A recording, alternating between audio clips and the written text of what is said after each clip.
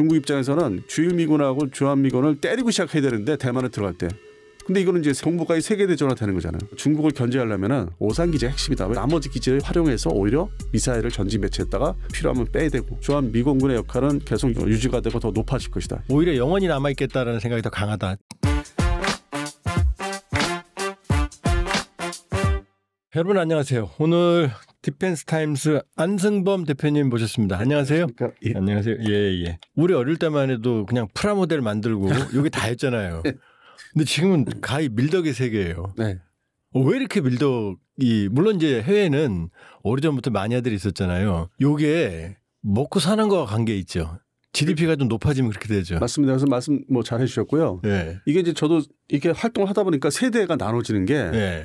지금 그 가장 최근에 블로그 온라인 중심에 이제 활동하는 그쪽 분야하고 네. 지금의 이 유튜버에 이제 밀당이 되신 분들은 아예 다른 분들이에요. 네.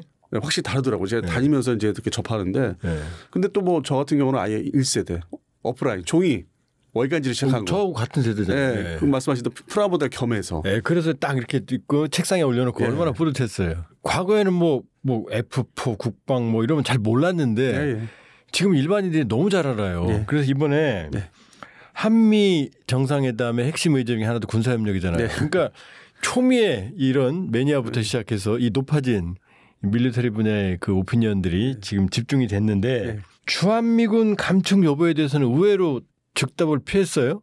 그냥 간단히 생각해 보니까 이 트럼프 대통령이 지금 이기잖아요.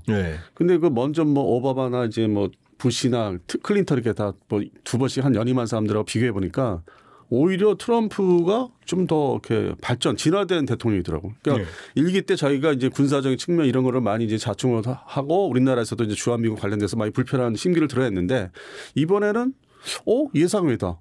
좀 그 천천히 하겠다는. 그리고 상대방 우리나라 대한민국의 입장을 좀 이렇게 들여다보고서 결정을 이제 뭐 하려고 하는. 그래서 아직도 한미 정상회담 했지만은 이게 지금 시작이다. 진행형이다. 그래서 최소한 뭐 9월에서 10월 달에 우리 국방 예산 편성되는 것도 그들이 또 지켜볼 것이고 이제 뭐 무기 사는 거 K방산 무기 사는 거라든지 그다음에 미국에서 주로 사오는 거를 어떻게 결정하는지 거기다 입력을 어떻게 하는지 그래서 그것도 지금 지켜보려고 하는 것 같아요. 실무자들이. 그래서 결국에는 이제 11월 24일부터 12월 말까지 그때 가서 뭔가 좀 구체적인 서로 뭐 좋은 거면 찬성하는 얘기도 나오고 불편한 얘기도 나오고 그래서 좀 더 지켜봐야 되지 않을까. 그래서 저는 개인적인 입장에서는 그 일기 때보다는 좀 덜 저기 하다 난리 피운다. 정부에서는 또 선제적으로 또 무기 사는 것도 얘기도 하고 그다음에 일본에서 했던 그 서로 만나서 얘기했던 국방 문제도 많이 우리가 좀 이렇게 들여다봤고 이제 배우는 것도 있고 베끼는 것도 있고 그래서 핵심은 뭐 지금 가을로 접어들면은 대거 그 미국제 무기 사는 거. 근데 지금 현안들이 좀 있어요. 결정을 이제 뭐 못하고 그러니까 경쟁을 시켜야 되는 거. 근데 뭐 주로 미국제인데 그 안에서도 그거를 전격적으로 결정하지 않을까. 그 금액을 좀 불려주는 쪽으로. 그러면서 일단 미국의 좀 눈치를 보면서 그래서 그나마 좀 먼저 때보다는 덜하다. 그래서 저는 그렇게 뭐 심각하게 보지는 않아요. 트럼프 2기는 일기 때는 안보하면 그냥 경시론으로 보였는데 2기 때는 안보 국방을 상당히 적절히 활용을 하는 것 같아요. 예를 들어서 후티 직접 때리죠. 이란 직접 때렸죠. 그다음에 이 우크라이나에 대한 무기 공급은 줬다 뺐었다. 잘 조절을 하긴 하더라고요. 베네수엘라. 거긴 갑자기 또 이지스함 해병대 상륙함 보내서 압박하고. 일기제하고 많이 달라져서 제가 보기에는 안보 경시론자, 안보 무관심론자가 이제 아니고 오히려 적절히 활용하는 것 같은 그런 느낌 들죠. 사람이라는 게 경험이 중요한 것 같아요. 일기 때는 좀 경험이 모자라서 뭐 자충우선했는데 근데 이제 그 양쪽에 중간에 트럼프가 일기 때 양쪽에 오바마 정권이 있었고 중간에 또 이제 바이든 이 사람들이 지금 말씀하신 대로 오바마 때 베네수엘라의 문제를 많이 좀 망쳐놨고 바이든 때 아프가니스탄에서 발 빼는 건 좋은데 너무 이렇게 급작스럽게 너무 좀 보기 흉하게 나온 것도 있고 그래서 그거를 이제 이 양반이 다 보면서 좀 경험이 된 것 같아요. 이렇게 저렇게 하면 안 되겠다. 저건 실패작이다. 그래서 결국 이제 중국은 이제 포위를 해서 옛날처럼 포위를 해가지고 다시 옥죄해야 되는데 뭐 망하게 한다기보다는 이 포위망이라는 게 사실 뭐 베트남전 때 형성이 됐다가 베트남전 발 빼면서 이제 다 풀어준 거거든요. 중국을 딱 끌어들여서 이제 지금 러시아죠. 소련을 이제 망하게 하기 위해서. 그래서 그거를 역사적으로 이 양반이 나이가 있기 때문에 당연히 이제 지나온 경험이 있지 않습니까? 이제 그게 많이 좀 토대가 되고 일기 때 자기가 이제 뒤돌아보니까 이건 아니구나. 그래서 좀 완화시키고 대한민국의 또 중요성도 있고 일본의 중요성도 있는데 이번에는 과거의 일기 때보다는 대한민국을 좀 더 너무 이렇게 심하게 하면 안 되겠다. 이제 그런 게 좀 보여요. 일본은 좀 야단을 좀 칠 건 치고 그래서 좀 밸런스를 맞추려고 한다고 할까요? 그래서 개인적으로 이제 그런 걸 많이 느껴서 지금 뭐 이제 한미 정상회담도 끝났지만은 과거에 우리가 살면서 우리 박사님도 이제 다 겪으셨지만은 동일하게 막 우여곡절이 많고 뭐 속상한 적이 많았잖아요. 좀 아주 불안하고. 근데 이번에는 그렇지는 않더라고요. 오히려요. 주한미군을 감축하면 어떡하나 빼면 어떡하나 이런 게 사실은 이제 트럼프 하면 떠올랐잖아요. 네. 근데 이번에 또 충격적인 게 뭐 이제 정상회담 2시간 전에 그 유명한 SNS 그거 말고 두 번째 충격적인 거라 그러면은 캠프 험프리스 기지를 의미하는 것 같은데 그 소유권을 달라 이런 얘기를 했어요. 그거 뭐 어떻게 느끼셨어요? 근본적으로 이게 주한미군은 이제 뭐 감축, 철구 이거는 옛날 단어고 재편 이게 재편이 정확한 단어라고 보는데 지금의 그 주한미군 편성이 이건 또 옛날 이제 대타리 전쟁 때 그 북한을 또 견제하면서 대타리 전쟁 수행할 때 그런 편제이기 때문에 이게 들어오는 순환 여단도 이게 이제 안 맞아요. 그리고 이 중국이 북한이 미사일 온갖 종류의 미사일과 뭐 소위 북한에서 말하는 방사포, 장사정 이런 무기들이 아주 대거 성장해서 많이 배치가 됐기 때문에 중국도 그래서 이거를 이제 뭐 견제하고 때려잡으려면은 역시 똑같이 같은 방식으로 미사일 아주 고도화시키자.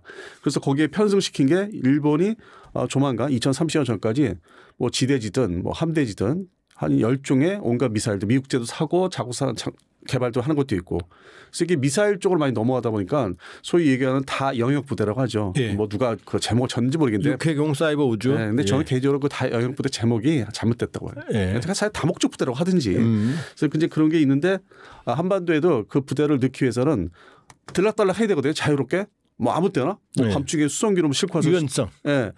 근데 지금까지 우리가 이렇게 봤던 거에 비공식적으로 봤던 거는 뭐 일반 물자라든지 뭐 여러 가지 다른 거 그게 오산 기준으로 이제 C5 대형 수송기라든지 C17 이런 거에서 들어왔기 때문에 그건 직접적인 전투 뭐 무기나 물자는 사실 그 좀 제한돼 있었고 다른 물자들 자기들이 여기서 살기 위해서 유지하는 그 성격이 바뀐다고 봐요. 그러니까 진짜 미사일 그 트럭에 뭐 하이마스 같은 거에 와서 넣었다가 다시 또 필요하면 빼서 뭐 다른 밑으로 뭐 부산 쪽으로 내려갈 수 있고 아니면 군산기지도 이용할 수 있고 여러 가지 지금 유연성이 있으니까 한국 내에서도 그 배치하는 걸 재배치하고 좀 더 이격거리 두고 그래서 그런 면에서 기지의 어떤 소유권보다는 자유자재로 활용을 해야 되겠다. 그럼 여차하면 또 오산이나 군산에 배치했던 평택에 배치했던 뭐 하이마스 발사기 예를 들어서 뭐 짧은 그 프리즘이라는 거 500km짜리도 뭐 빼가지고 필리핀 가서 필리핀 연하에서 이제 견제할 수 있는 대만이 가까우니까 그런 유연성을 좀 자유롭게 간섭을 안 받고 하고 싶다는 의미로 저는 받아들였어요. 그러니까 근본적인 소유라기보다는 그리고 이게 또 중국 입장에서는 중국이 지금 현재 고민하는 거는 일단 주변국 주일미군하고 주한미군을 때리고 시작해야 되는데 대만에 들어갈 때. 근데 이거는 이제 동북아의 세계대전화 되는 거잖아요. 그러니까 자기들 입장도 저 때리고 시작해 말어. 이제 이게 벌써 2014년부터 고민을 했던 문제예요. 그래서 가덴의 그 전투기 경납고가 몇 개고 어떤 두께가 어떤 걸 다 조사를 해놓은 상태에서 서로 이제 다 노출된 상태인데. 가데나는 일본에 있는 미 공군기지 핵심이죠. 네. 그래서 그런 기지마다의 어떤 그 엄초, 쉘터 두께를 다 그들도 파악하고 있고 우리도 똑같이 알고 있고. 그래서 그런 측면에서 이제 이게 다 기지 중심으로. 그러다 보니까 최근에 이제 군산에 F-16을 다 오산으로 합한다 했던 것도 군산을 이제 비워두는 목적이 전투기 그 구형 전투기 두둥이 차라리 그 아무 때나 그 순환부대 지금 F-35AB가 들어와서 훈련하고 있다는 것처럼 그런 전진기지.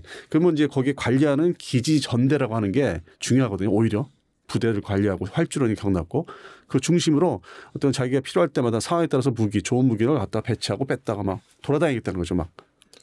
그러니까 핵심은 뭐냐면 지금 주한미군 감축 뭐 철수 이게 아니고 지금 캠프 험프리스 그 기지를 좀 더 잘 쓰고 싶다 이런 얘기잖아요. 근데 이제 문제는 이게 이제 일반적으로 주한미공구가 주한미육군의 그 어떤 차이점을 좀 이렇게 잘 이렇게 언론에서 얘기 안 하는 게 뭐 이제 관심이 없어 그런 건데 주한미공을 말 그대로 미공군은 전투기 중심 활주로 아주 뭐 긴 게 노출. 근데 평택 캠프 험프리스는 활주로가 있어요. 유사시에 뭐 이제 거기에 있는 민간인들을 뭐 그 지금 오고 내릴 때 다 그 오산 걸려오잖아요. 그러니까 수송기하고 전투기 다 걸러오는데 핵심은.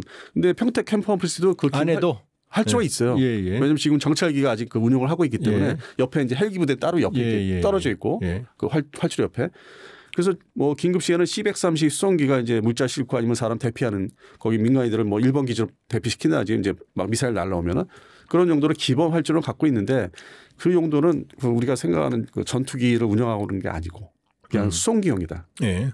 활주로가 그렇게 또 규격이 완전하게 오산이나 군산 같은 아주 제대로 된 건 아니고 좀 그런 면에서 제한이 있기 때문에 주로 이제 중점적으로 오산과 군산의 핵심이에요 여전히. 그리고 그 옛날 오산 군산은 공군. 예, 그럼 캠프홈플리지는 그러면 지휘 통제하고 육군 중심인가요? 예. 예. 그런데 이게 대북용으로 이게 파주, 문산, 뭐 금촌, 동두천 이걸 다 이제 너무 열악하니까 그걸 다 휩쓰해서 하나를 만든 거예요. 그렇죠. 인계철선이 이제 사라진 거고. 예. 근데 근본적으로 미국 입장에서는 너무 열악한 거예요 기지가.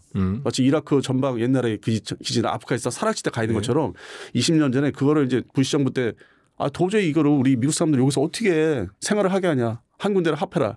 그래서 이제 평택 캠프 홈플리스가 이제 그런 용도로 사실 생긴 거고 거기에 이제 기본적으로 활주로도 있고 한데 중국을 견제하려면은 오산 기지가 핵심이다. 왜냐하면은 1956년, 57년도에 이미 그 당시에 초기형 그 순항 미사일들 그다음에 탄도탄이 거기에 배치됐어요. 이승만 정부 때 그쪽으로 들어왔어요. 이미 그 당시에. 뭐 이제 우리 대한민국 그 남북한 전쟁이 휴전된 직후 얼마 안 되는데 이미 그때부터 이 중국을 견제한다. 이제 그거에 다시 살아난 거죠. 그러면 오산이나 나머지 기지를 활용해서 오히려 미사일을 전진 배치했다가 필요하면 빼야 되고 하여튼 그런 어떤 유연성 그걸 얘기하는 건데 이게 뭐 한미 정상회담에서는 또 실무자들이 아니까 구체적인 얘기는 또 안 하고 그 땅이 내가 전적으로 좀 가졌으면 좋겠다가 아니라 활용을 제대로 하고 싶다. 너희들이 대한민국이 대만까지 뭐 이렇게 들어오는 거 같이 합류하는 게 그게 지금 상당히 어렵다면은 기지라도 좀 제대로 쓰고 거기에 고정 붙박이 부대를 두면은 중국의 탄도탄이 북한의 탄도탄이 그냥 날아올 수 있으니까 항상 뭐가 있는지 모르게 수시로 바뀌는 거. 그 모습을 저희들한테 혼란을 줘야만 또 전력도 견제도 되고 들락달락하고. 그러니까 제가 드리고 싶은 말씀이 일기 때는 빼 말어 주한미군 돈 들어 이거에서 아니야. 더 잘 활용할 거야 이렇게 바뀌었다는 거죠. 예, 맞습니다. 그러니까 주한미군 떠날 생각이라면 기지 사용권을 달랠 이유가 없다. 오히려 영원히 남아있겠다라는 생각이 더 강하다. 동의하시나요? 예, 동의합니다. 중국이 그렇게 완전히 그 민주국가로 바뀌기 전까지는 계속 있어야 된다. 뭐 그런 생각이죠. 우리가 일방적으로 우리가 얘기할 때. 그러나 이제 우리 한미 상호 방위 조약 그다음에 한미 조준군 주의 협정 소파 그다음에 분담금협정 SMA 여기에 따르면은 우리는 토지 사용을 허가하고 미국은 사용권만 갖고 사실은 미국이 자꾸 이제 인터넷에서 댓글들이 많은데 미국이 이 소유권을 가질 가능성은 제로라고 봐도 무방하죠. 네. 그러니까 이제 그게 해설이 이제 뭐 좀 오해를 하는 거죠. 우리 입장에서 맨날 이제 계속 그렇게 살아왔으니까 미국이 일방적으로 저지른다 이제 그런 입장인데 근데 앞서 말씀드렸지만 지금은 옛날 그렇게 심하게 하는 것 같지는 않아요. 자 그러면 지금 주한미군의 핵심 기지는 과거에 이렇게 뭐 문산 뭐 포천 뭐 이런데 동두천 있다가 지금 캠프 홈플리지로 이제 전략적 유연성 모았고 그다음에 이제 오산과 군산 이 이제 공군의 핵심 기지 두 개잖아요. 서해안 기지. 서해안에 있는 기지. 서해안에 있는 이 정도면 충분히 중국의 압박 효과가 되나요? 보자르죠. 사실 이거 갖고 다 할 수 있는 건 아니고 역시 지금의 모든 이제 전력의 핵심 축은 괌 주일 미군 기지로 다 주일미기지 항공전력. 그러니까 주일 미공군, 뭐 주일 미해군, 해병대, 항공전력. 아주 급속히 현대화됐어요. 1년 거의 한 2개월 만에 제가 놀랄 정도로 그 동안에 이제 그거를 이제 보류했고 물론 전투기 숫자가 뭐 모자란 게 있었어요. 특히 뭐 F-35A가 그런데 지금 급속히 다 배치를 급히 해놓고 전쟁하지 마라. 나 이렇게 똑같이 나도 스텔스에다 4.5세대에다 배치하고 있으니까 또 추가로 배치할 거고 그리고 거기에서 예를 들어서 이제 아오모리 현의 미자와 기지에서 연도별로 26년, 27년도에 두 개 대대 하나씩 만들어지는데 그거를 배치를 군산에 하겠다. 그러니까 군산에 붙박이를 안 두겠다. 왔다 갔다 하는 거잖아요. 네, 왔다 갔다 하겠다. 본격적으로. 그리고 뭐 일반 언론에서는 뭐 군산에 뭐 F-35가 들어오는 만에 그렇게 하면 위험한 너무 또 가까우니까. 지금 UFS에 들어와 있잖아요. F-35A하고 B하고. 그러니까 이제 그거를 이제 고정화시키겠다. 이제 왔다 갔다 하는 거는 이제 수시로 상시로 하겠다. 근데 군산은 그러니까 놓지는 않겠다. 놓더라도 소규모로. 그럼 오히려 주한미군 기지는 과거에 고정된 인계철선 개념에서 벗어났지만 전략적 유연성 활용에서는 훨씬 더 중요해졌다 판단하시는 거죠? 근데 이제 그런 게 이제 과거 역사에서 어떻게 뒤돌아보면은 50년대 후반에서 60년대 베트남전 한전 참전할 때도 기지 중심으로 운영했어요. 이게 특히 공군 전력이 그러니까 고정 붙박이 부대가 없었어요. 근데 주일 미공군의 뭐 가다나 기지에서 파견되는 뭐 4대씩 파견하고 그다음에 해병대 전투기가 들어오고 뭐 이제 그런 식으로 로테이션 했는데 베트남전이 이제 끝나면서 특히 태국에 있는 부대가 이제 더 재배치해야 되니까 그게 이제 다 한국으로. 그다음에 7공군도 다시 한국으로 들어온 게 80년대 중반이고. 그래서 그런 게 변화가 이제 그동안 있었기 때문에 과거를 이제 이렇게 보면은 지금도 이제 재배치 과정이고 재편성, 그러니까 뭐 감군, 철군 이거는 또 뭐 한때 뭐 옛날 얘기고, 그래서 주요석이 말씀하신 대로 주한 미공군의 역할은 계속 유지가 되고 더 높아질 것이다, 역할이. 그러면 브런슨 주한미군 사령관 말대로 규모가 중요한 게 아니라 전략적 능력이 중요한데 전략적 능력은 비약적으로 더 커지겠죠. 타격력 한반도의 주한미군이. 그런데 이번에 방위비 분담금, 그러니까 방위비는 2개잖아요. 우리가 다 섞어 쓰는데 우리가 쓰는 국방비를 증액시켜라 이거 하나. 하나는 주한미군 주둔 분담금. 이 두 얘기 다 공개적으로는 안 나왔어요. 아직도 안 나오고 있죠. 근데 어떻게 얘기 됐을 것 같. 근데 이 대통령은 국방비 증액한다고 그랬어요. 그 뭐 자기 재임 기간 중에 계속 올리겠다 하는데, 그 부분에 이제 미국에서 관심 갖는 거는 대한민국 국군이 그 전력 무기 체계를 인물을 인수해라. 그 대표적으로 그 평택 캠프 험프리스에 이제 아파치 가디언 부대가 있는데 이게 대북한 전력이지 대중국 전력은 아니거든요. 그 헬기는 사거리 비행 거리가 있으니까. 물론 이제 뭐 공기부양적인 뭐 중국제라도 내려오면은 타격은 되는데 근거리에서. 근데 근본적으로 중국의 뭐 칭다오라든지 이런 쪽에 들어갈 수 있는 게 아니기 때문에. 그렇죠. 그래서 그거를 일단 뺄 것 같아요. 아파치는 필요가 없어요. 미군이 이제 재편할 때는 이거는 용도가 낭비예요. 전략 무기가 아니니까. 전술 무기니까. 그래서 이거를 이제 빼가지고 오히려 대만에 이제 사태가 났을 때 뭐 태평양에 있는 25사단 미군, 거기에 이제 편제가 이제 지상군 완전한 편제니까 거기에 들어갈 때 같이 들어가는 부대. 그러면 뒤로 빼놔야 되거든요. 이 아파치 가디언을. 여기는 용도는 북한이니까. 그 편제에 맞게. 그래서 뒤로 이제 빼서 철수시키면은 그 역할을 기존에 중요하게 이제 서해안에 공기부양전 들어온 거를 같이 했거든요. 아파치 가디언 우리 거하고.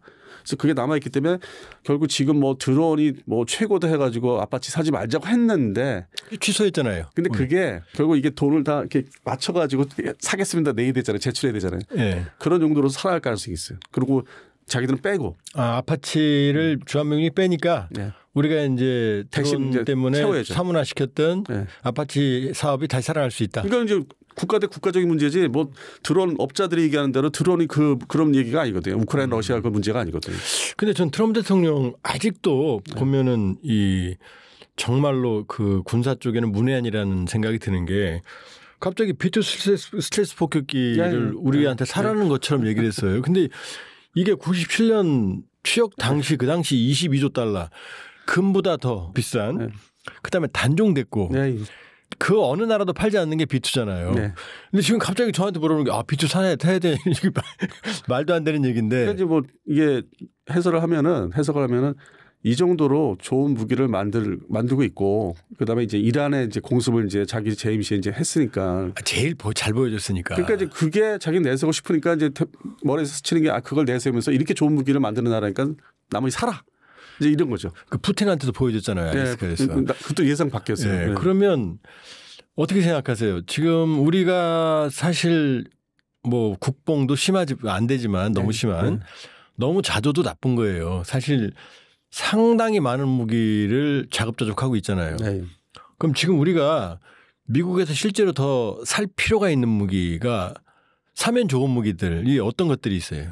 B2는 전혀 아닐 거고. 네, 당연히 아니고 트럼프 대통령이 이게 특성이 이제 전에는 그런 걸 들어야지 않았는데 방산업체 어떤 좀 좋아하는 거 그 보잉사를 상당히 지금 엄호를 해주고 있어요. 보잉 뭐 사돈 관계예요? 왜 이렇게 보잉을? 그러니까 전에는 좀 비공식적으로 뭐 로키드 마틴을 밀었다만 먼저 정부들은 뭐 민주당 정부들은 근데 이분은 보잉사를 아주 대대적으로 밀어주는 F-47을 발표한 것도 그렇고 그것도 좀 예상 밖이었고. 보잉이 전에 F-15까지만 해도 잘 나갔는데 그 이후로는 뭐 F-35도 로키드 마틴이 다 잘 나가요. 보잉은 좀 군수는 죽었잖아요. 그래서 이제 그 여객기 문제도 있었고 그래서 그 부분을 이제 뭐 개인적인 여러 가지 이제 인식이 있는데.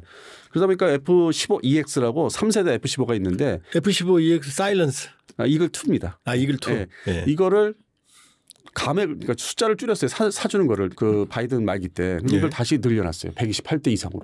여기서 이제 좀 설명을 드리면 자 지금 스텔스기로 넘어가는 추세지만 스텔스기의 특징은 스텔스 때문에 무장력이 약하잖아요. 그러니까. 그래서 아직도 천하무적의 무장력은 F-15가 있으니 탄생한 지 40년이 넘어가더라도 타격력은 F-15가 월등하다. 그러니 계속 산다 이 얘기잖아요. 그러니까 그것도 이제 3세대라는 게 개량을 엄청 한 거예요. 뭐 레이더부터 A사에다 전자주화식 다 바꾸고 모든 센서를 전자 방어 장비도 이파스라는 것도 그렇고 그래서 진화가 됐기 때문에 이게 같이 이제 움직이면 먼저 들어가고 때리고 정밀하게 때리고 그다음에 다 나머지 때리는데 아주 맞다는 거죠. 그러니까 스텔스가 먼저 때리고 얘가 가서 본격적으로 F-15가 그럼 때리고. 이제 변함이 없는 거죠. 그 전술은. 그 작전은. 그러면서 이제 보잉 거를 더 사야 된다. 미국 내 미 공군을 위해서. 그러면 이제 명맥이 F-15 사일런스 스텔스기에 대항해서 개조했던 게 이제 거의 실패로 돌아가면서 죽는 줄 알았는데 트럼프가 들어와서 더 산다. 그럼 우리도 F-15 더 사야 돼요? 아니 우리는 이제 개량 사업을 하고 있죠. 이제 시작을 했기 때문에 그게 좀 비싸긴 한데 이제 그 돈을 예정대로 뭐 이렇게 좀 불만을 갖지 않고 그냥 그대로 다 해줘야 되는 거. 미국에서 이제 개량하자는 방향대로 그게 F-15 이제 K의 플러스형인데 그거는 이제 올해 연말부터 본격 착수를 합니다. 지금 얘기 나오는 게 이제 F-35는 더 살 필요가 있다. 그다음에 이제 공중 조기공 통제기 우리 못 만드니까 더 필요하잖아요. 그다음에 공중 급유기도 더 필요하고 지금 MRTT 유럽 거 쓰잖아요. 그다음에 P-8 포세이돈 대잠 초계기. 그다음에 SM2, SM3 같은 이제 지대공 이지스 함정. 그다음에 또 살 수 있는 게 뭐 이지스 레이더 책이라든지 이런 것들은 다 필요한 거죠 우리한테. 필요한데. 앞서 말씀드린 대로 이제 보잉사를 이제 비공식적으로 이렇게 뭔가 지원하는 그 입장이기 때문에 보잉을 더 사줘라. 보잉 물건은 지금의 좀 우리 한국 사업에서 좀 정체돼 있어요. 뭐 너무 가격 올랐다 해서. 보잉이 지금 만드는 게 지금 공중급유기, 조기경보 통제기, 요거 두 개 아닌가요? 그다음에 이제 아파치 가디언 아까 말씀드린 아파치 가디언이 포세이돈 더 사야 되는. 포세이돈도. 그러니까 원래 이제 해군의 계획에는 포세이돈을 더 사야 되는 게 있었는데 중간에 이제 무인기 회사가 끼어들었어요. 특정 업자나 이제 뭐 정치인들이 끼어들어가지고 우리 자주국방으로. 아니 이제 그 해군의 감시 체계를 무인기도 넣자 해서. 그러니까 그 우리가 만드는 거예요, 수입하는 거예요? 수입하는 미국제. 미국제로. 미국 회사 거. 아직 무인 감시 체제 대잠 초계기는 실전 배치 안 됐지 않았나요? 운영 6대 이제 초도 배치가 됐죠. 초도 배치만 됐고. 이제 그거의 후속 사업이 원래는 계획이 9대를 더 사야 하는 게 있어요. 포세이돈. 근데 여기서 이제 말씀하신 대로 나이는 이제 리스트 중에서 보잉 물건만 이제 다 추려서 이제 제출하는 거예요, 우리가. 그러니까 요약을 하면 제가 말씀드렸던 많은 것들이 필요한데 트럼프의 눈빛을 보니 보잉 하더라. 그러면 이제 P-8 대잠 초계기, 그다음에 급유기, 그다음에 조기공 통제기, 그다음에 아파트 가디언. 요게 이제 보잉의 사총사니 요거를 많이 사줬으면 하는 느낌이 좀 든다. 개인적 판단으로. 그럼 이제 내부에서 방사청 중심으로 이게 갑자기 가격을 올려서 제때 발주를 안 하니까 가격이 올랐다. 공통점이. 이거 폭리 아니냐. 이제 그 불만을 이제 여론을 이제 조성을 했었죠. 근데 이게 한미 관계에 있어서 우리도 필요하고 그동안 이제 뭐 약간의 바가지 쓰더라도 이거는 이제 국가적으로 사줘야 되는. 근데 보잉급을 집중적으로 우선적으로 이렇게 제출을 하고 말씀하신 이제 박사님 말씀하신 뭐 레이시온의 뭐 RTX사의 뭐 함대공 미사일은 그 다음에 이제 좀 시차를 두고 연도별로. 그리고 이제 뭐 F-35는 사실 20대 지금 발주가 된 게 다 이제 확정이 됐기 때문에 40대에서 하나 손실됐고 39대 20대 추가. 추가인데 그거는 예정대로 이제 뭐 연부액을 지출하면서 하는데 개인적인 또 희망은 뭐 80대까지 좀 가면 좋지 않겠는데 그거까지는 좀 더 검토를 해봐야 될 것 같아요. 지금 60대까지 맞추는 거고 한 대 추락했지만 그래서 한 80대까지는 뭐 상황에 따라서 이게 미국에 제출한 금액이 맞추려면 할 수는 있어요. 80대까지는. 정리하겠습니다. 이번 정상회담 주한미군 주둔 분담금 방위비 언급이 안 된 것 같지만 뭐 그건 좀 더 들여다봐야 되는 거고 보면은 무기를 더 사라라는 쪽은 확실히 오간 것 같고 그중에서 트럼프는 보잉 쪽을 좀 미는 것 같다. 그렇게 볼 수 있고 이 주한미군 캠프 험브리지 소유권은 그건 달라는 게 아니고 더 그만큼 애지중지 쓰겠다. 자기들 마음대로 들렀다 하겠다. 그래서 그 얘기는 우리 예상과 다르게 트럼프도 주한미군의 중요성을 알고 있고 이제 더 잘 쓰겠다는 생각이다. 이제는 아는 거죠. 이렇게 정리하겠습니다. 그러니까 뭐 주한미군 혹은 전 세계 규모 감축되더라도 뭐 시장이 등시가 들락날 걸릴 일이 없다. 오히려 더 트럼프는 더 중시하고 있다. 파도 끝이 없는 국뽕 KF-21. 지금 우리 안 대표님이랑 사석에서 얘기했더니 택시 타면 이제 그 택시기사 분들이 안 대표님 많이 알아보는데 거의 그분들 중에 10명이면 9명이 KF-21. KF-21. 왜 그러는 거예요 도대체? 이게 이제 뭐 그분들이 이제 일을 하면서 접할 수 있는 게 네. 수시로 접할 수 있는 게 이게 뭐 노트북이나 컴퓨터 가는 게 아니잖아요. 옛날에 네. 그 온라인 블로그 시절 같이 달리 네. 접근성이 네. 이거 다 되잖아요. 앞에 거치해놓고 사실 위험하지만 하면서 본다든지 아니면 네. 중간에 쉬는 시간에 네. 그렇게 해서 접근성이 높아지고 세대가 이제 밀리터리 매니아 세대가 완전히 그 성향이 바뀌었고 그리고 이 KF-21이라는 게 자부심이라는 게 아주 일반적인 근본적인 자부심이 아주 생겼다. 그러니까 전투기에 대한 그 기본적으로 사람들이 상식이 매니아가 아니더라도 전투기 하면 이제 국산 전투기 있어야 되지 않아. 근데 사실 F-50이 조금 이제 모자란 게 있지 않습니까? 그게 이제 뭐 미국하고 공동 개발한 것도 있고. 근데 이거는 순수하게 우리가 다 개발했다고 하니까 일반 TV에서 보면은 그러고 나서 일을 하면서 이동하면서 그걸 이제 유튜브로 이제 보는 거죠. 유튜브 뉴스나 이런 이제 프로그램을. 아니 전 개인적으로 네. 장보고 잠수함 배치 3 중 무거울 줄 중잠수함 3,600톤인가요? 네. 그거 보면 가슴이 정말 뿌듯하거든요. SLBM 탄도 발사관 10개나 거기다가 공기 부료 전 세계 이런 거 만들 수 있는 나라 사실상 거의 없다고 해도 무방하잖아요. 왜냐 미국도 핵추진 잠수함이고 일본 가지고 있는 지금 최신이 오야시오급인가요? 네. 그것도 지금 전수방위 원칙에 의해서 탄도미사일 발사관이 없잖아요. 네. 거기다 우리 잠수함들은 또 장보고 배치 2까지만 해도 이 어뢰관을 통해서 순항미사일 발사하고 아니 잠수함이 훨씬 더 지금 사실은 엄밀히 보면 KF-21의 버금 내지는 K조선의 그 위대함을 보여주는 거잖아요. 왜 KF-21 그 보람에 어릴 때 꿈? 근데 제가 이제 매니아 이제 출신이니까 네. 어렸을 때 이제 뭐 우리 박사님이랑 저 같은 세대니까 네. 처음에 이게 진입을 한 게 프라모델 가지고 했는데 그 프라모델 말씀하신 대로 뭐 전차도 있고 뭐 배도 있고 그렇죠. 전투기인데 항공기, 전투기, 폭격기 때문에 그냥 자동적으로 눈이 가고 이게 진짜 멋있고. 폭격기 F4 팬텀이 아니었고? 아니 뭐 이제 팬텀도 있고 네. 옛날 뭐 2차 때 뭐 B-26 같은 이런 B-29 네. 뭐 그 조립을 시작했고 그 뉴스를 이제 스크랩하면서 그렇게 해서 그쪽으로 주력하고 전 또 개인적인 성향 하나 말씀드리면 잠수함은 좀 이게 전쟁 무기지만은 좀 뭔가 물속에 숨어서 존재감이 안 보이니까 그리고 무엇보다도 디자인이 문제. 디자인이 그놈이 그놈. 모양이 둥그라니까. 그냥 고래 모양이잖아요. 무기도 안 보이고. 네, 물속에 숨어 있고 존재감이 원래 이게 수중에 있는 거니까 수상 전투하고 달리. 그다음에 또 전차는 뭔가 좀 뭐 2차 대전 도입을 자꾸 연상시키고 그래서 결국에는 꾸준하게 항공기 분야였고 그다음에 이제 결정적인 게 저뿐만 아니라 미국에서는 헐리우드 영화 중에 탑건 1 그게 F-14. 네, 86년에 미국에서 만들어서 국내에는 89년도에 들어와서 뭐 공개되고 이제 그 이후에 비디오로 다 확산됐는데 그것 때문에 실제 조종사 되신 분들이 많아요. 그 고양이 집안 캣 그걸 그 영화 여파가 상당히 많았던 거예요. 와일드 캣, 톰캣, 헬캣 그냥 그래서 많았죠. 96년도에 서울 에어쇼가 처음 생기면서 그 전에 방산제시에 이렇다 할 게 없었거든요. 기껏해 코엑스에서 조그맣게 하는 거. 그러다 보니까 이게 항공 분야, 공군 분야로 계속 이어지는 거예요. 에어쇼도 생기면서 그게 더 활성화되고. 그러니까 공군이라는 게 푸른 창공이라는 보람의 꿈도 있지만 그 디자인부터 그 무장들이 다 보이고 강인해 보이고 그다음에 그 탐 크루즈 탑건. 그러니까 이제 그런 미디어의 역할도 힘을 포함해서 컸다는 거죠. 그러니까 KF-21은 거기다 또 공군 항공기라는 게 기술의 총화잖아요. 사실. 총화죠. 그러니까 그게 결합이 돼서 이거 순수 국산이야 이렇게까지 말할 수 우리가 이제 좀 미국도 순수 국산은 없잖아요. 그 정도로 말할 정도로 국산화율은 높은 건 확실한가요? 뭐 이제 70%라고 평균 이제 얘기를 하는데 그 30%는 뭐냐? 엔진 빼면 결국 이제 엔진이죠. 엔진이 미국 제였으니까. F414. 그게 이제 한편으로 미국에 하여튼 그 고도화된 그 무기 통제 그 만들게 하지만은 수출 통제까지 할 수 있거든요. 자기네 엔진을 이제 사용하고. 근데 이제 그런 사례는 유럽의 뭐 이제 훈련기도 여러 가지가 있는데 어느 순간에 미국제 엔진이 다 개입이 돼요. 뭐 대만 전투기도 마찬가지고 일본도 결국 엔진 미국제 쓰고. 그러다 보니까 그럼 이제 고도화된 통제를 하다 보니까 이게 우리 마음대로 팔 수가 없네. 그러면 결국 뭐 러시아나 프랑스처럼 독자적인 엔진을 마음대로 팔겠네.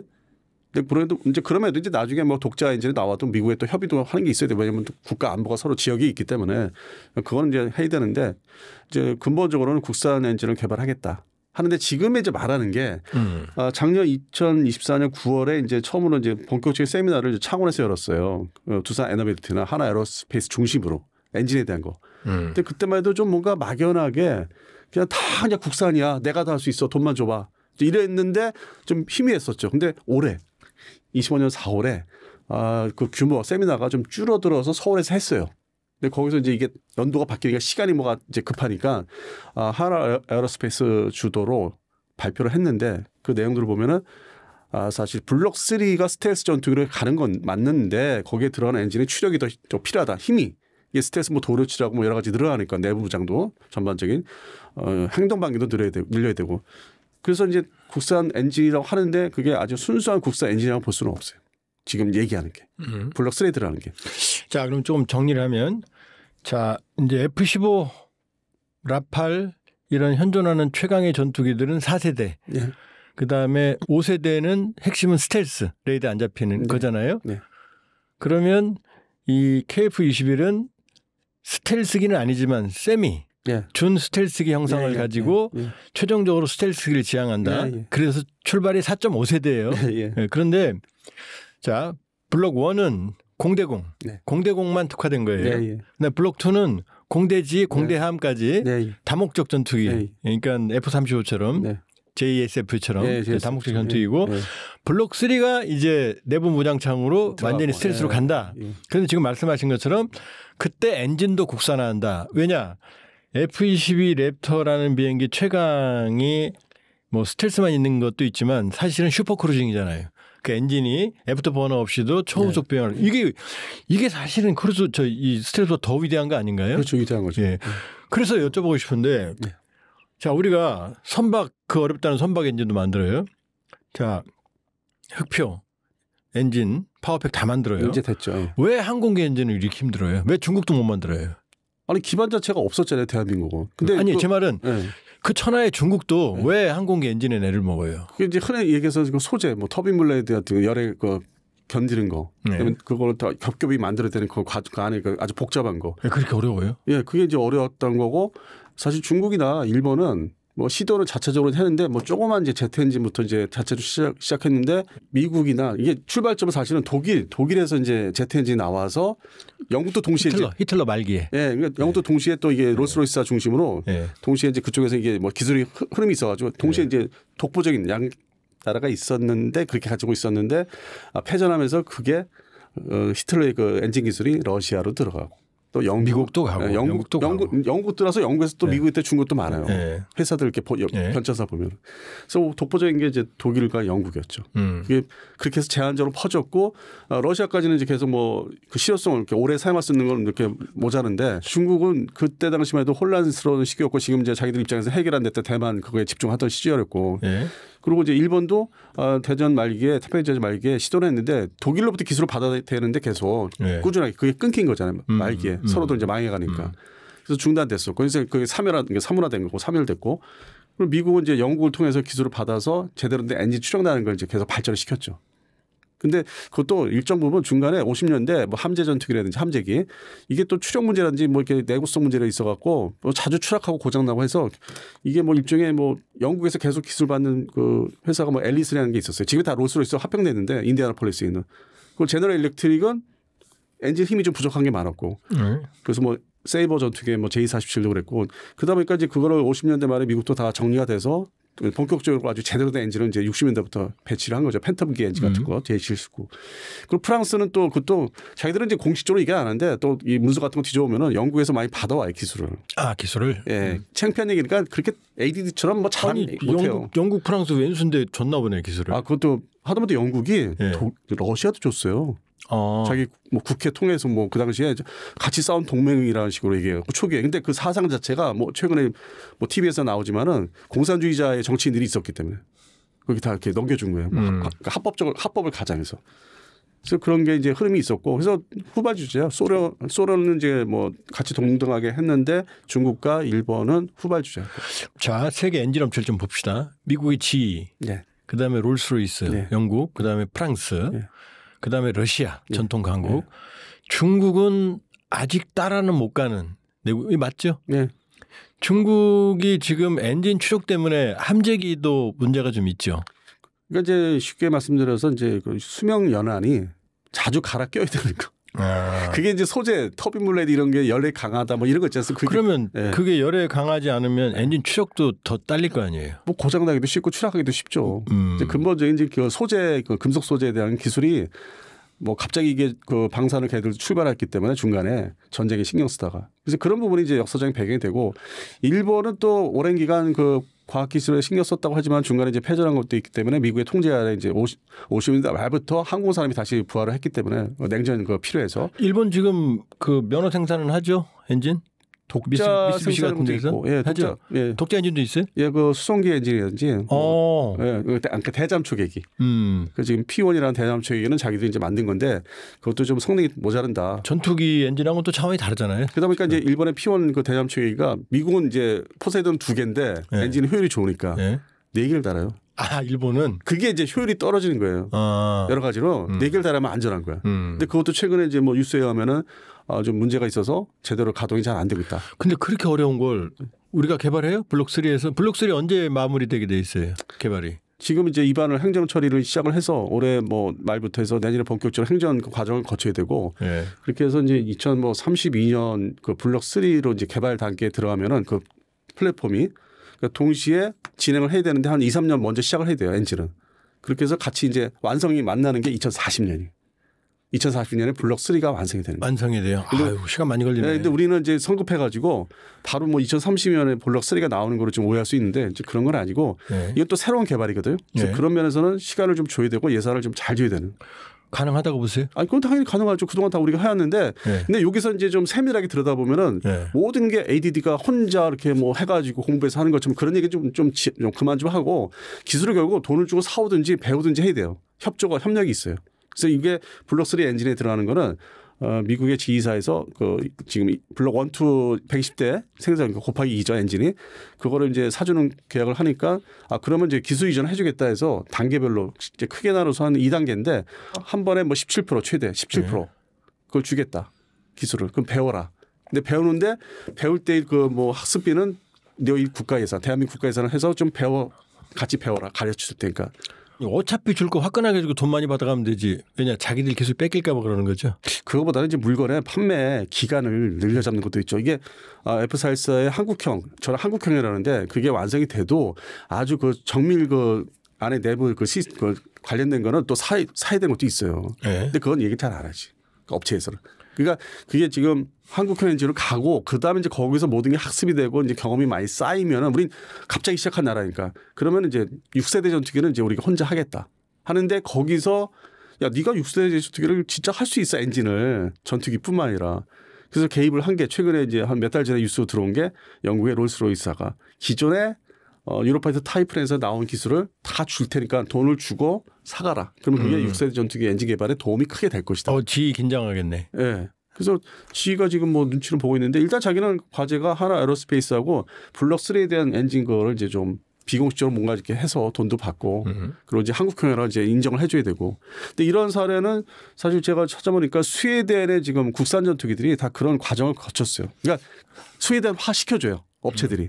네, 사브사가 뭐 옛날에 뭐 그 비겐부터 드라겐도 그리펜, 있었고 크라켄, 비겐, 뭐 그리펜, 지금 그리펜이죠. 예, 근데 이제 그 전에 뭐 J29, 뭐 뚱뚱한 튀나이라는 J29, 그다음에 뭐 J35도 있고 드라켄까지는 영국제 기반 그 엔진을 기술을 받아서 자국화 시켰고 J37 비겐부터는 미국제 뭐 여기 엔진을 갖다가 전투기 엔진을 바꿔서 자국화 시켰고. 잠깐 좀 옆으로 세서 그 스웨덴이 그 인구도 안 크고 근데 왜 이렇게 항공 산업이 강해요? 중립국이다 보니까 무기를 다 혼자 다 만들다 보니까 그 전투기까지 손을 댄 거죠. 근데 1차 세계대전 때만 해도 전투기를 만들지 않았었어요. 근데 2차 대전 시작하기 전에 기본적인 이제 공격기 같은 거 좀 이렇게 좀 둔한 거를 시도를 하죠. 근데 엔진은 미국제 프레 히트닉 거를 이제 뭐 지원을 받아서 또 오히려 미국과 가까웠어요. 그때는. 뭐 그때는 뭐 체코도 비행기 만들고 비행기 만드는 게 어렵지 않았어요. 유럽 뭐 다 만들고 있었죠. 자 그러면 또 KF-21 자 엔진까지 알아봤어요. 엔진 뭐 하던데 생각보다 쉽지는 않다. 그러나 근데 할 수 있다. 할 수는 있다. 단계별로 발전할 수 있다. 단계별로. 그리고 제일 중요한 건 전복적 지원 체계다. 돈이 문제다. 시간을 잘 줘야 되고 너무 재촉하지 말고. 자 이제는 수출이에요. 수출. 수출. 이제 지금 얼마 전에 UAE 아랍에미리트가 또 의외로 우리랑 군사협력 많이 해요. 아랍에미리트 공군 참모총장 우리 이영수 참모총장하고 국방차관이 KF-21 시제기 그 복자니까 그 뒤에 탄 모양이에요. 하나는 이제 우리 다른 비행인 참모총장, 다른 비행인 이제 국방차관이 탄 거죠. 두 대가 비행했네. 그러니까 이거 시제기에 고위급이 타는 거 이례적이지 않아요? 그것도 뭐 개발 중인 게 안전한 게 담보가 안 되는데. 네. 근데 물론 이제 그동안 잘 안전하게 개발했는데 네. 자신감이 생겨서 이제 태워도 된다. 이 정도면은. 이 정도면 산다는 얘기 아니에요? 검토를 적극적으로 하는 거죠. 왜냐하면 이제 아랍에미리트 공군의 구조가 전력 구조가 네. 2004년도에부터 도입한 이제 블록 60이라는 F-16. 네, 그 당시에는 아주 뭐 첨단 전투기였어요. A사레이더를 처음으로 달았기 때문에. 근데 그게 그날로부터 지금 벌써 20년이 지났죠. 블록 60은 아랍에미리트에 특화된 거잖아요. 특화된 거죠. 예. 그래서 그거는 유지 운용에 아주 돈이 많이 든다면서요? 예. 그래서 이제 20년 또 사용했고 네. 억지로 사용한 거고. 그러니까 대체를 해야 되는데 이거를 기존의 4.5세대 뭐 라팔이니 뭐 타이프린이 이제 그것보다는 이게 좀 더 첨단 최신 4.5세대. 네. 그게 뭐가 있나 보니까 그게 이제 우리나라 KF-11이죠. 아니 F-35 사라고 안 해요? 친미 국가인데 아랍에미리트? 미국이 일단은 꺼리죠. 그렇게 보면 이제 사우디아라비아도 줘야 되는데 네. 뭐 미국 잘 아시잖아요. 뭐 오로지 이스라엘만 무조건 이렇게 해줘야 돼요. 중동 문제. 이스라엘에 있는 F-35를 아무리 친한 순위파 국가라더라도 주면 균형이 맞죠. 이란 같은 경우가 되는 거죠. 네. 그건 알 수 없는 거죠. 알 수 없지. 그러니까 이게 한편으로는 미국의 그 무기 정책, 수출 정책이라는 게 네. 우리한테 이거를 개발을 응원을 해주고 엔진을 이제 준 게 네. 야 이렇게 제한이 있으니까 이거를 만들어서 대신 팔아라. 저기도 욕구 충족을 시켜줘야 되니까 네. 우리가 관리하려면 내가 간접 관리를 해야 되겠다. 우리 미국이 간접 네. 관리를 해야 되겠다니까 네. KF-11이 이제 아주 그냥 대두가 크게 되면서 미국이 그냥 가만히 있는 거죠. 뭐 교류하는 거 이게 지켜보면 보는 거죠. 그래서 완성되면은 뭐 엔진 그냥 내가 제때 줄 테니까 팔어 이렇게 되는 거예요. 승인을 하는 거예요. 그것도 한편으로는. 공동 개발한 인도네시아가 뭐 돈 안 내고 뭐 팝류를 주니 어쩌니 찌그럭버그럭 불신의 대명사가 됐는데 KF-21이 아랍에미리트를 포함해서 네. 이 F-35와 4세대, 4.5세대기 요 사이에 끼어 있는 국가들 네. 충분히 경쟁력이 있나요? 네, 충분히 경쟁력이 있습니다. 근데 뭐 이제 흔히 뭐 튀르키예 칸을 도입하는데 그거 되겠느냐 하는데 걔는 아직 개념 네, 이제 그것도 이제 핵심 내용이고 무엇보다도 자기들이 이제 내세울 때 5세대로 출발했잖아요. 네. 그럼 이제 이게 무슨 얘기냐면 이걸 좀 나쁘게 생각할 필요가 없는 게 인도네시아 입장에서는 뭐 죽었다 깨라도 F-35를 받을 수는 없어요. 태국처럼. 그러면 뭐 대신 물건을 사야 되는데 전통적으로 뭐 러시아제 생산도 잘 안 되는 러시아제나 특히 중국제가 불편한데 뭐 역사적으로 서로 부닥친 것도 있고 그러면 제3의 전투기를 이제 물건을 뒤지다 보니까 KF-11은 아직은 개발을 앞으로 하겠지만은 5세대라고 할 수는 없고 셈이고 그러다 보니까 자기들이 주창하는 튀르키예 5세대는 그건 하이급으로 사야 되겠다. 그리고 바로 밑에 F-16을 대체하는 전투기로 예정대로 KF-11 블로거는 뭐 팝류를 주든 간에 가져오겠다. 그러다 보니까 최근에 우리가 카이에서 이제 아직 확산이 안 된 얘기인데 그 인도네시아 내에서만 얘기하는 겁니다. 시제기를 결국 주기로 했대요. 우리가. 주기로 했어요? 네, 한국 항공우주. 네. 그게 이제 인도네시아 내에서 이제 나오는 얘기 지금. 그러니까 국내 언론에는 정식으로 이게 안 돼 있어요.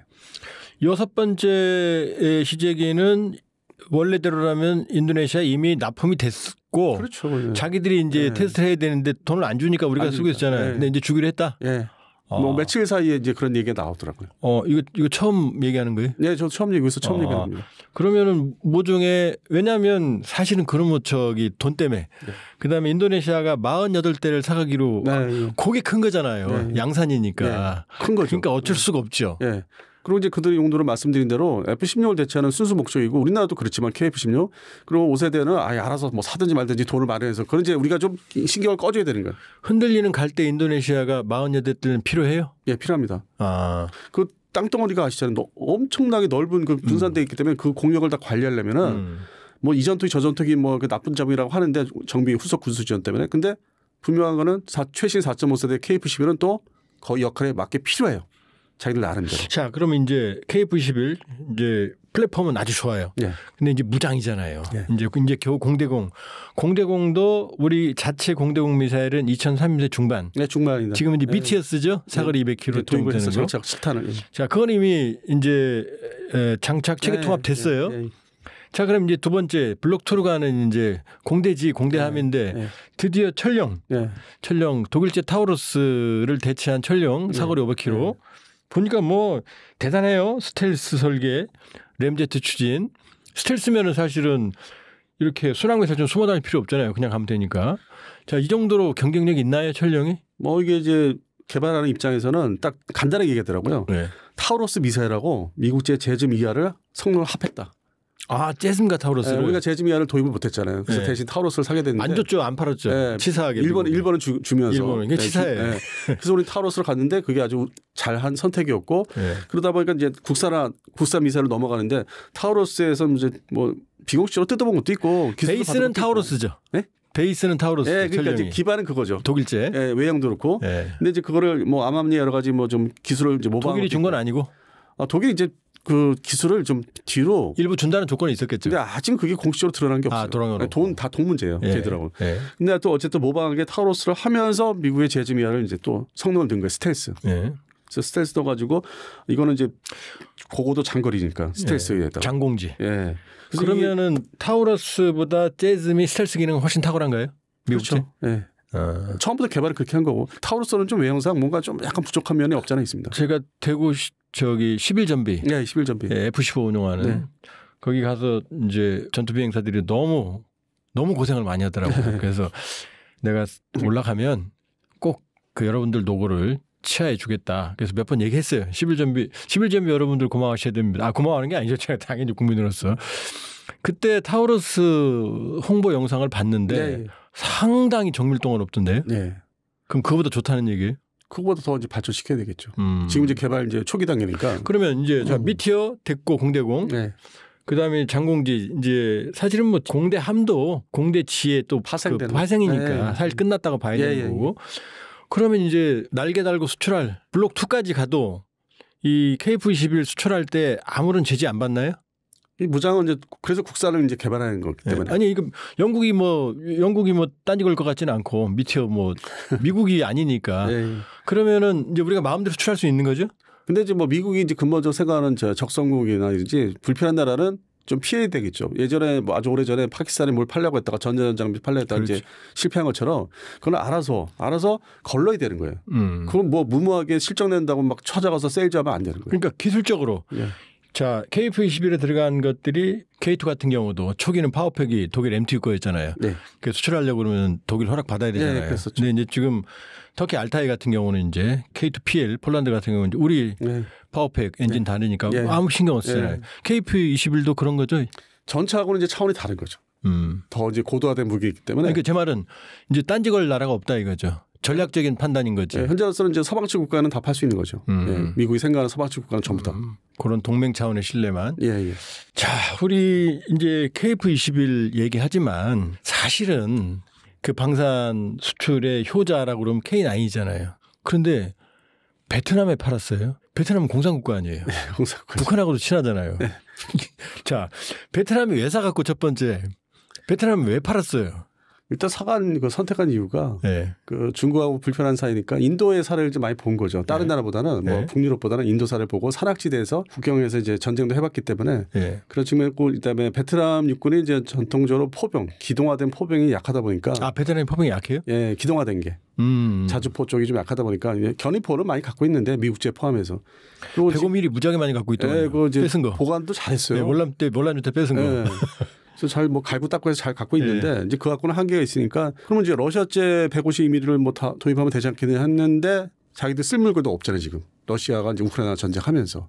그리고 지금 중국하고 어떤 그 실제 국경 문제의 갈등은 여전히 유지되고 있고 전반적으로 살펴보니까 제3의 선택 그리고 이제 이 베트남전 때 미군하고 전투를 해봤고 무기도 노예기를 해봤고 일부 자주포 옛날 자주포도 가지고 뭐 오픈탑된 자주포도 획득을 해봤고 그래서 전반적인 검토를 한 상태에서 그 선택을 이제 한 거죠. K9 자주포만한 게 없다. 지금 이거를 수급을 할 수 있는 도입을 할 수 있는 나라가 러시아는 또 아니기 때문에 중국제는 더더욱이 안 되고 그래서 그런 측면에서 선택이 된 거고 항상 이런 틈새를 우리가 이제 성공을 한 거고 산악지대에 대비를 해야 되고 아니면 이제 후방에서 포를 또 쏴야 되고 화력이 전반적으로 지금 공군력이 그 옛날에 미군을 상대로 했던 그 미그 시리즈가 지금 뭐 존재 사실상 안 하니까 공군 화력이 좀 떨어져 있고 그래서 그런 면에서는 이제 지상 화력이 중요하고 뭐 더 나아가서는 이제 뭐 미국에서는 자꾸 입지를 하고 있죠.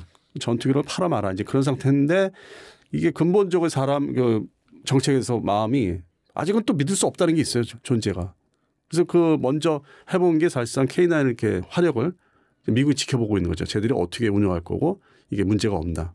근데 이게 걱정들 하시는 부분이 제가 이제 여러 차례 말씀드렸는데 베트남에 와 있는 무관들 뭐 포병 관련된 무관이 와서 뭐 들어가 본다. 이거는 좀 쉽지는 않을 거고 베트남도 좀 그 자기들이 한계가 있기 때문에 그걸 지켜야 되기 때문에 교범은 수월합니다.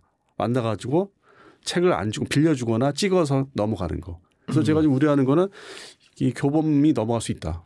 그러니까 운영 교범. 사용 설명서잖아요. 네. 매뉴얼. 그 책이 뭐 여러 권인데 자동차 사면 이렇게 안에 들어있는 거 큰 거 책 한 권. 근데 이게 이제 기본 그 정비하는 교범이 있고 운영 교범이 있기 때문에 정비 교범. 네, 책이 뭐 여러 가지가 있기 때문에 네. 그게 이제 흘러가 들어갈 가능성이 있다. 중국으로. 나중에 사건화 될 수 있다. 중국으로. 예. 베트남이 이제 그거를 통제를 제대로 이제 못하면 보안 쪽에서 이제 그런 부분 저도 우려가 돼요. 우리 K9이 네. 인도 그 라다크 쪽에 배치돼 있죠. 네. 거기는 산악인데 고산지대잖아요. 네. 첫 번째 우리도 산악이지만 우리는 사실은 고산지대가 없잖아요. 백두산도 3,000m 안 되니까. 네. 저쪽에 뭐 대충 툭하면 4,000m, 5,000m니까. 두 번째 베트남 하면 떠오르는 게 밀림이잖아요. 네, 그건 이제 뭐 남쪽으로. 그러면 K9이 고온다스 밀림지대, 그 다음에 한랭, 고산지대 다 운용이 가능한가 봐요. 근데 뭐 특히 베트남 우리가 전에 베트남전에 봤을 때 그 밀림지대라는 게 뭐 캄보디아 라오스 쪽에 특히 캄보디아 쪽 일접대 메콩강 이런 쪽이었고 미국이 고생한 데가. 네. 근데 올라가면 갈수록 이제 산악지대가 있다고 하는데. 산악지대가 많대. 예, 중국 접경지요. 예.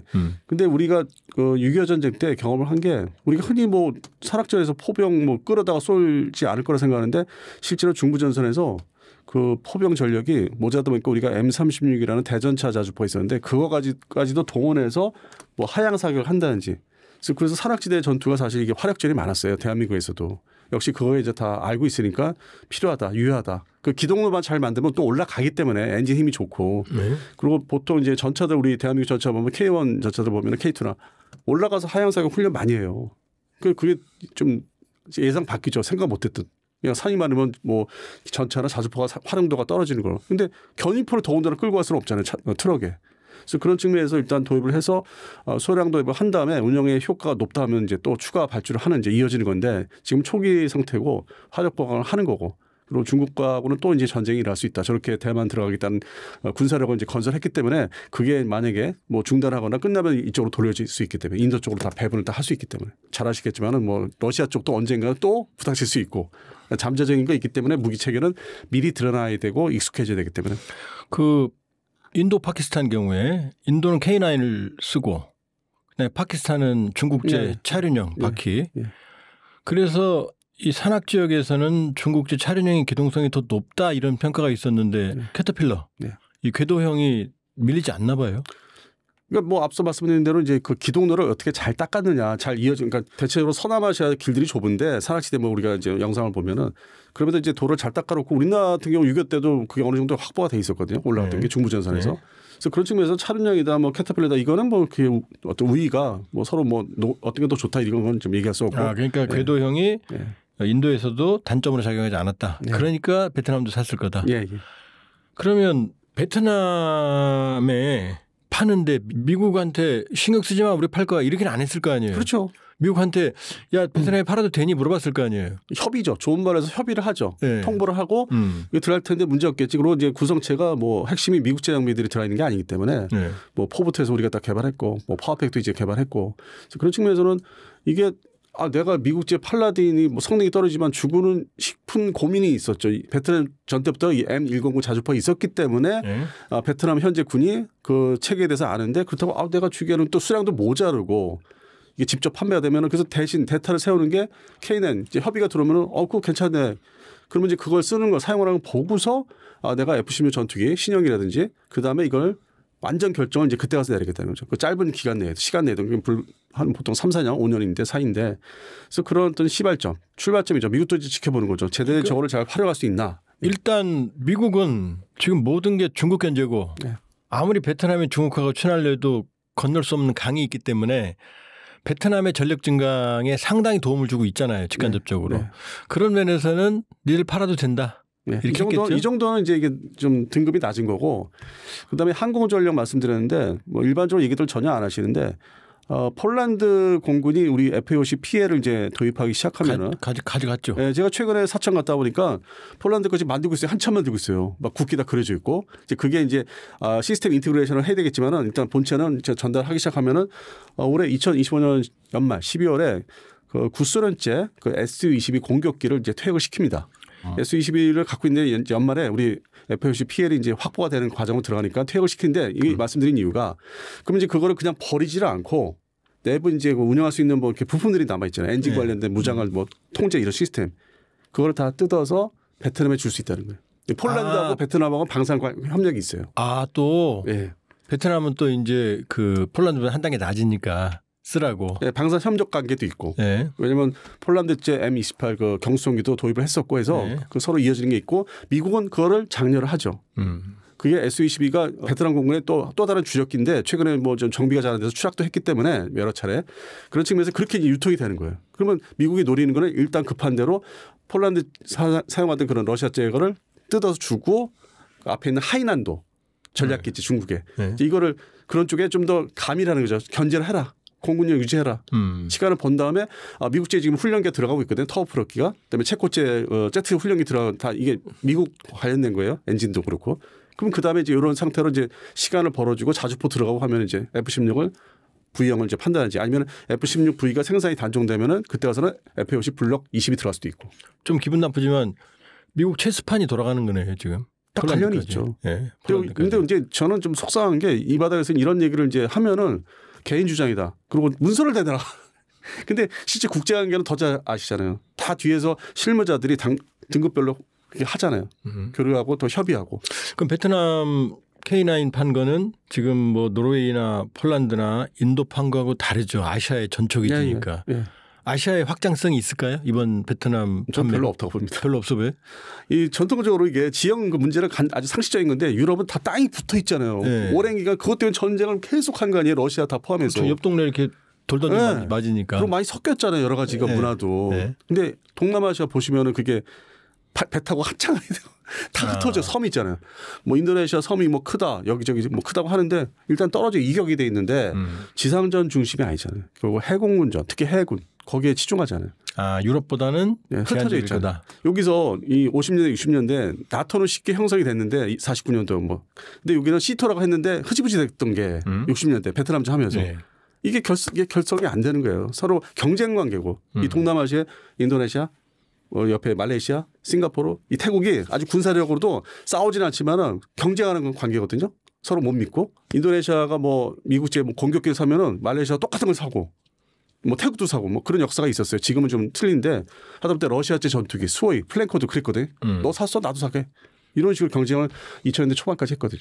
그래서 그런 특성도 있고 근본적으로 이제 이 방산 시장에서는 트럭 자주포를 선호해요. 좀 더 가격이 싸고 그냥 도로 기반으로 빨리 그냥 기동하는 거. 그래서 필리핀도 이스라엘제, 엘비스 거 자주포. 엘비스 이제 뭐 종합 체계로 들어간 거지 뭐 포까지 생산하는 거 아니고. 그래서 딱 그걸 보면서 우리가 필리핀에 K9을 공을 많이 들였는데 실패한 거구나. 그러면 차선책이 저 지역이 이제 2017년도 말라이 전투 때 그 내부 이제 게릴라전 할 때 105mm 미국제 견인포를 끌어다가 직사하기도 했어요. 효과를 봤는데. 이게 이제 끌고 와야 되잖아요. 트럭에. 근데 지상전에서는 이제 105mm 견인포가 가지고 성과는 있었는데 너무 105mm 건 미제. 네, 미제 힘든 거예요. 근데 우리가 지금 그 트럭화 시킨 105mm가 있잖아요. 이런 게 더 효과적으로 팔 수 풍익. 풍익이죠. 필요한 거죠. 필리핀은 오히려 그게 필요한 거죠. 그러니까 아시아 국가는 타격력이 큰 이 궤도형 K9보다는 오히려 풍익, 기동성이 좋고 사거리 한 10몇 킬로밖에 안 되지만 그럼 풍익의 미래가 또 아시아에. 그러니까 이제 그거는 잘 얘기를 안 하는 게 아까 앞서 박사님 얘기하신 대로 베트남에 105mm 많잖아. 미국제 포획한 거. 우리가 개조해 줄게. 그거에 그런 시장. 근데 업체 입장에서는 트럭은 또 기아 자동차고. 그렇죠. 이 인티그레이션은 이제 뭐 하나 에어로스페이스 하니까 이제 금액을 따져오겠지. 이게 수익이 좀 남는 거야. 출장 보내서 엔지니어도 보내서 좀 남아 공장 또 차려야 되는 거 아니야. 그런 문제가 베트남이 좀 남아 있고 필리핀은 이제 직판을 해야 되는 거죠. 개조가 아니라. 저는 개인적으로 105mm 풍익이 신의 한 수라고 보거든요. 네, 맞습니다. 왜냐하면 트럭에 탑재해서 염가형으로 신속하게 신속하게 이동할 수 생존성이 아주 커지잖아요. 커지죠. 105mm 견인표는 뭐 거의 죽는 거고 동남아시아 국가에서 풍익의 미래가 일 수 있겠다. 염가형이니까. 네, 지역 큰 지역별로 무기 체계를 다 일어나서 판매한다기보다는 그 지역의 나라의 특성에 맞게 세이지를 하면 되는데 이게 하나 에어로스페이스 위에 이제 경영진이 생각할 때는 야 코에는 한 대 파면 얼마 남는데 그거 뭐 아예 알아서 해 뭐 이렇게 좀 서자 취급하는 거죠. 근데 이번에 제가 지금 말씀하시는 거에 잠깐 이렇게 전구가 확 들어오는 게 이번에 태국 캄보디아 전쟁이 돈 없는 나라들의 전쟁의 전형을 보여줬잖아요. 맞습니다. 유럽, 러시아, 우크라이나 전쟁은 돈 있는 나라 전쟁이에요. 왜냐? 유럽 돈과 러시아 돈이 충돌하니까. 근데 이번 태국 캄보디아 전쟁에서 우리 FA-50 태국 공군이 KGGB 그러니까 코리아 GPS 가이드드 봄 그러니까 멍텅구리 폭탄 MK 계열 폭탄을 아마 MK82였던 것 같아요. 결합했죠. 네, 거기에 유도 키트를 달아서 정밀하게 캄보디아를 때렸잖아요. 근데 이게 가격이 $10,000, $20,000밖에 안 하면서 거의 멍텅구리가 아니라 정확하게 맞추는 그다음에 항공기와의 복잡한 체계 통합도 필요 없고 그냥 컴퓨터 단말기로 입력만 시키면 정확하게 맞추는. 그래서 요게 사람들이 깜짝 놀랐어요. 아 저렇게 염가형이 가능하구나. 그러면은 KGGB 같은 경우 이번에 공식적으로 사우디가 먼저 썼지만 공개는 안 했고 안 했죠. 태국이 처음으로 공식한 건데 이제 KGGB 같은 경우 지금 가난한 나라들 조금 죄송하지만 눈독 많이 들이겠네요. 그래서 이제 그 플랫폼도 중요해요. 이게 뭐 인테그레이션이 간다고 하지만은 개발 목적이 그 우리나라 KF-5 정호 전투기가 이제 공대지 능력이 떨어지니까 우리 또 개량도 안 했어요. 뭐 대만 공군은 뭐 마베릭 미사일까지 쏠 수 있었는데 걔는 레이더도 다 달았잖아요. 근데 우리는 개량을 안 하고 그냥 그대로 유지하다 보니까 이제 KGGB가 2013년에 실전 배치됐어요. 2013년에 K5에 먼저 달았어요? 네, 먼저 달았어요. 수원 비행단에. FA-50이 아니고. 그래서 이제 그건 출발을 잘했는데 수출이 좀 미진했죠. 이 F5 계열은 전 세계적으로 이제 다 도태돼서 뭐 사용하는 나라가 많지도 않고 대수도 많지 않고. 대만은 잘 쓰잖아요. 대만 최근에 한 달 전에 완전 그 정찰기까지 다 퇴역시켰어요. 아, 대만 다 퇴역시켰어요? 한 달 전에 정찰기까지. 정찰 RF5. 그렇게 개조해서 그냥 갈고 닦고 하는 그럼 이제 경국 쪽으로 다 대체했나 보구만요. 뭐 이제 지금 경국에 비무장형을 일단 도입을 하고 있기 때문에 이제 그런 측면에서 대체하고 있어서 F5와의 장착 결합에 대한 시장은 없고 이제 우리 국산 전투기라는 FA-50이 도입국한테 이제 세이지를 해야죠. 근데 태국은 이제 100발을 추가로 산다고 했기 때문에 이제 잘 진입하고 있는데 필리핀 사가라고 해야죠. 당장 그 이라크도 있고 그러니까 기존 폴란드도 그렇고. 근데 문제는 이게 타격력이 작은 거기 때문에 뭐 1,000파운드, 2,000파운드를 지금 개발하고 있습니다. 근데 이거를 이제 본격적으로 팔아야죠. 타격력이 강한 거를. 그럼 NK 계열 폭탄은 우리만 갖고 있는 건 아니잖아요. 뭐 이거는 이제 미국이 이제 면허 생산 주면은 자체 생산할 수 있죠. 그러면 우리는 지금 MK 계열 폭탄, 멍텅구리 폭탄 자체 생산하나요? 네, 하고 있죠. 아, 그럼 우리가 면허 생산한 걸 거기다가 키트를 달아서 팔면 되는 게 순수 국산이네요. 네. 수출하는데 미국 동의 필요 없어요? 아, 미국은 이제 이 정도의 이 무기는 되레 장렬하죠. 사서 일단 가지고 있어라. 왜냐하면 필리핀이 또 이제 그걸 도입을 했으면은 FA-50에 유사시에 뭐 급하면은 그거라도 야 나 이거 크게 싸우고 있는데 여기 뭐가 침투하고 있어. 이거 저지하는 그 용도로 할 수 있거든요. 그러니까 지금 안 대표님은 얘기하다가 FA-50, K9, K2 이런 것만 보지 마라. 지금 KGB 같은 염가형, 그다음에 풍익 같은 절묘한 105mm 6.25 때 쓰던 거지만 현대화된 것들 이런 것들 그러니까 중저가도 팔 게 많다. 네, 많죠. 아, 팔 게 많다. 자, 또 하나. 지금 한일 관계 이재명 정부가 예상을 뒤엎었다기보다는 왜냐하면 일본 신문들이 저한테 와서 야 진보 정부 되면 한일 관계 깨지는 거 아니야? 많이 물어봤어요. 아니에요. 오히려 요 흐름과 타고 일본에서 지금 그 한일 관계에 대한 분위기 가장 좋답니다. 최근에 한류도 있고. 자, 일본이 우리가 전투기만 생각하는데 사실은 훈련 안 하면 비행기 타질 못하잖아요. 그렇죠. 그러니까 훈련기가 아주 중요하잖아요. 일본이 T4 훈련기. 요게 88년부터 운영을 했으니까 벌써 몇 년이에요. 지금 35년 이상이죠. 요거 대체해야 되는데 이게 무려 160대래요. 그것도 중간에 많이 줄었네요. 원래 생산이 200대 넘었는데. 그러면 옛날 같으면 우리가 무슨 일본한테 팔아. 근데 지금 분위기 아니에요. 그래서 지금 T7A 이게 이제 미국 훈련기 때 우리 저기 T50이랑 훈련에 이제 우리가 졌죠. 그 이제 T7A. 근데 이게 문제가 많다고 그랬어요. 그 다음에 이탈리아의 M346 이것도 세죠. 그리고 이제 한국의 T50 요게 이제 3파전인데 일본 수출 가능하다고 보세요? 또 경쟁력이 있다고 보세요?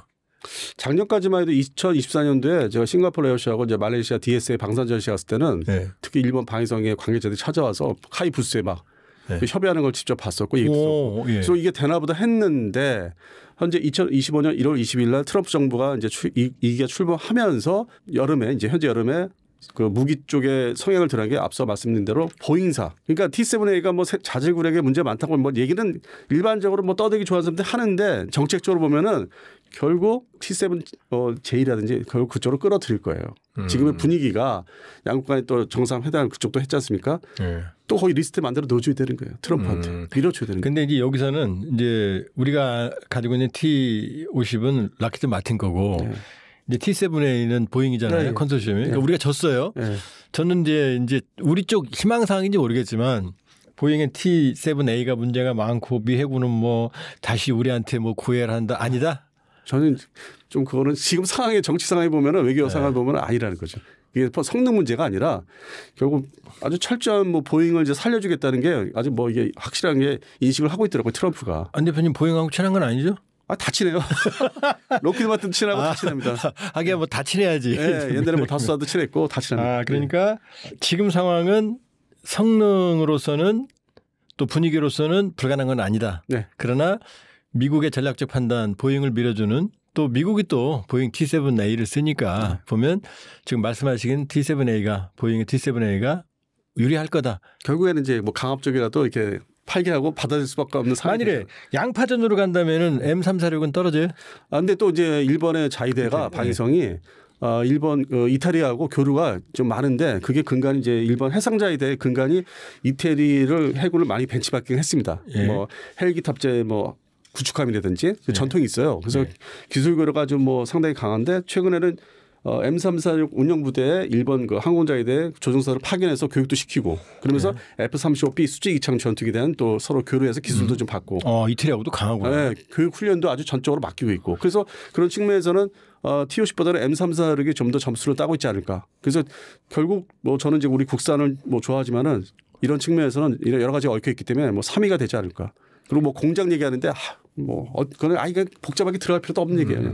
이런 정책이 앞서기 때문에 서로 관계나. 그래서 결국에는 미국제 T7하고 J2하고 M346이 본격적으로 이제 비교를 할 것이다. 가능성이 있다. 그런데 미국 같은 경우는 우리 T50 로키드 마틴 컨소시엄하고 보잉하고 양파전이었잖아요. 그건 좀 다르다. 네. 자, 마무리로 지금 역시 단군 최대 이후 지금 보니까 K9 클럽이 루마니아, 이집트, 인도, 폴란드, 노르웨이, 베트남 해서 꽤 많아요. 네, 이제 많이 들었죠.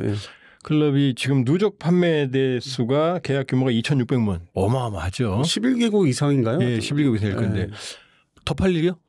이거는 계속 나갈 거예요. 근데 문제는 이제 그 K9 A2 반무인화 그다음에 궁극적으로 이제 K9 A3 무인화까지 가는데 2030년대 전후로 해서 근데 가격이 오를 거예요.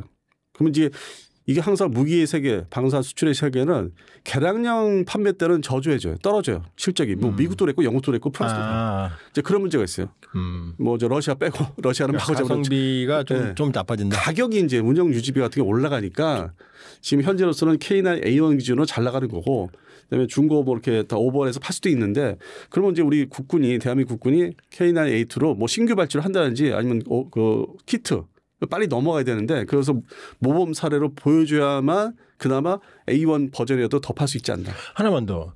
터키가 터키 우리 K2는 사실 기술 수출이잖아요. 네, 기술 수출 맞습니다. 그런데 터키가 거의 한 70% 부품을 사가고 있고 알타이 결국 파워팩 개발에 실패했어요. 자주포 K9이나 K2가 뜯어보고 아무나 만들 수 없나 보죠? 네, 맞습니다. 그래요? 그동안에 이제 대한민국의 그 K2 전차가 핵심이 됐던 게 파워팩이 있어서 독일의 랭크사 계속 자기들의 서울에 그 대리인을 시켜가지고 많은 이제 이권을 이제 계속 다툼을 하다가 이제서는 이제 포기 단계로 들어왔죠. 그러니까 그만큼 그게 우리가 개발하는데 독자적으로 이제 완성하는데 시간이 많이 걸렸고 지금은 뭐 별 얘기 없지 않습니까? 지금 MTU하고 우리 흑표 파워팩하고 차이 없죠?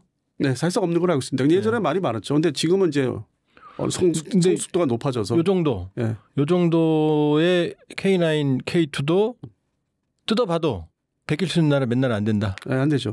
터키도 안 된다. 기반이 우리 방산이 75년부터 아주 꾸준히 해온 게 있기 때문에 그들보다 더 빨리 시작했기 때문에 하여튼 그 차근차근 한 게 있죠. 실력이. 그건 인정해 줘야 됩니다. 맨날 이제 지금 우리 K방산 얘기하면 국뽕 하는데 국뽕 아니죠. 충분히 저기 프라우드 오브 할 수 있는 거죠? 아니 최근에 제가 이제 그 경남 사천 카이를 8월 21일 날 이제 그 갔다 왔는데 KF21 때문에 뭐 그동안 이제 견학했고 이번에 취재 갔는데 보니까 그 시제 기동이 따로 지어져 있고 시제기 양산동이 있어요. 폴란드의 PL 버전 FA50 있고 그래서 자연스럽게 막 이제는 이제 하는구나 우리가 제대로 하는구나. 복차 올라요? 근데 왜 그러냐면 이제 제가 1995년도 30년 전에 그 KF16 전투기 미국산 전투기 면허 생산할 때 그 공장을 처음 가본 거거든요. 그로부터 30년 지났죠. 그때는 자부심보다는 그냥 우리가 이제 면허 생산해서 앞날에 어떻게 될까 국산 전투기 나올까 하던 처음 생각했던. 근데 지금 이제 있잖아요. 전체적으로 공장 부지가 그 관련돼서 확장이 되고 있어요. 막 그 야산을 무너뜨려서 뭐 연결하고 옆에 있는 뭐 MRO 회사 케임스로 뭐 연결한다 하지. 저쪽에 헬기동은 따로 있고 그래서 이제부터다. 이 KF-21이 역시 물건이 있어야만 우리가 수출과 국뽕이라는 게 아주 완성이 되는 거다. 그리고 더 나아가서 6세대 전투기 도대체 이건 언제 내가 건강 유지해서 봐야 되겠다 뭐 그런 거 있지 않습니까? 그래서 그런 자부심이 이번에 확실하게 그래서 이 방사청에 지금 권유드리고 싶은 거는 일반인들 견학을 좀 프로그램을 만들어서 보여주면은 그냥 우리 뭐 일반 그 국뽕이 아니라 진짜 국뽕이 생깁니다. 자부심이 엄청 커져요. 예, 밀리터리 전문가 안 대표님의 벅차오르는 국뽕이라니까 이건 뭐 근거가 있는 겁니다. 예, 오늘 고맙습니다. 마치겠습니다. 감사합니다.